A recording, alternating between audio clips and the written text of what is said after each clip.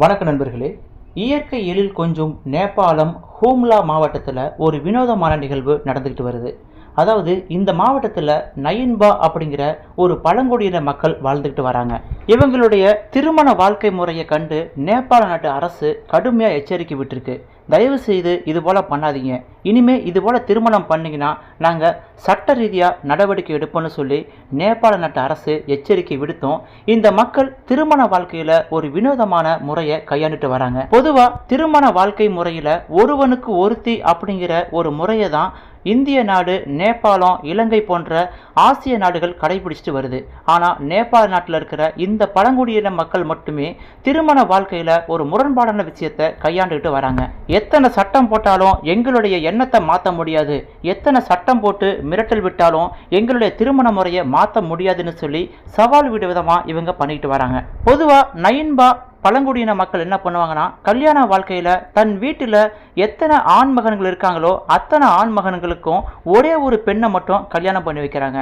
கிட்டத்தட்ட மகாபாரதத்தில் வர திரௌபதி கதையை தான் ஞாபகப்படுத்துகிற மாதிரி இருக்கும். ஒரு குடும்பத்தில் 5 சகோதரர்கள் இருந்தாலும் 6 சகோதரர்கள் இருந்தாலும் அவங்க அனைவருக்குமே ஒரே ஒரு மனைவி, அதாவது பொதுவான மனைவியை கல்யாணம் பண்ணி வச்சுட்டு அவங்க குடும்பத்தில் பிரச்சனை சால்வ் ஆயிடுச்சு அப்படின்னு சொல்லி அவங்க அப்பா அம்மா நிம்மதியாக இருக்காங்க. இந்த பாஞ்சாலி முறைக்கு பின்னால் மிக முக்கியமான பொருளாதார காரணங்கள் இருப்பதாக சொல்லப்படுகிறது. கடல் மட்டத்திலிருந்து மிக உயரத்தில் உள்ள இந்த பகுதியில் விவசாயம் செய்வது, அங்கே வாழ்றது எல்லாமே மிகவும் கடினமாக இருக்குமா.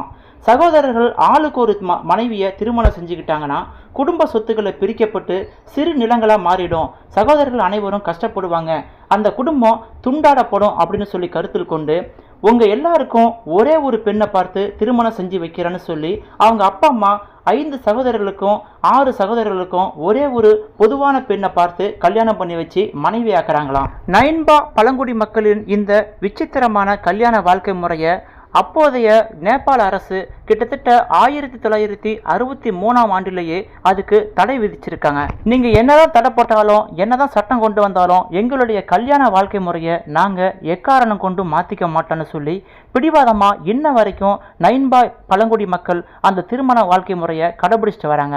தன்னுடைய குடும்பத்தில் பிறந்த அனைத்து ஆண்மகள்களுக்கும் பொதுவான ஒரு மனைவியை தேர்ந்தெடுத்து அவங்கள கல்யாணம் பண்ணி வச்சு எங்கள் சொத்துக்கள் துண்டாடப்படுவதை நாங்கள் தடுத்துக்கிட்டு இருக்கோம் அப்படின்னு சொல்லி அந்த பழங்குடியின மக்கள் பெருமையாக சொல்கிறாங்க. இந்த விசித்திரமான கல்யாண வாழ்க்கை முறையால் அந்த குடும்பத்தில் பிறக்கிற அத்தனை குழந்தைகளுக்கும் அங்கே வாழுற அத்தனை சகோதரர்களும் தந்தையாகவே கருதப்படுவதால் குடும்பத்திற்குள்ள எந்தவித மோதல்களும் வருவதில்லை என்று அவங்க பெருமையா சொல்றாங்க. ஒருவனுக்கு ஒருத்தி அப்படிங்கிற கலாச்சாரத்துல எல்லாரும் வாழ்ந்துகிட்டு இருக்கும் பொழுது நயின்பா இன பழங்குடி மக்கள் மட்டும் எங்கள் குடும்பத்தில் பிறக்கிற அத்தனை ஆண்மகன்களுக்கும் ஒரே ஒரு மனைவி தான் அப்படின்னு சொல்லி சொத்துக்காகவே இந்த முறையை ஃபாலோ பண்றதா அவங்க சொல்லிக்கிட்டு இருக்காங்க.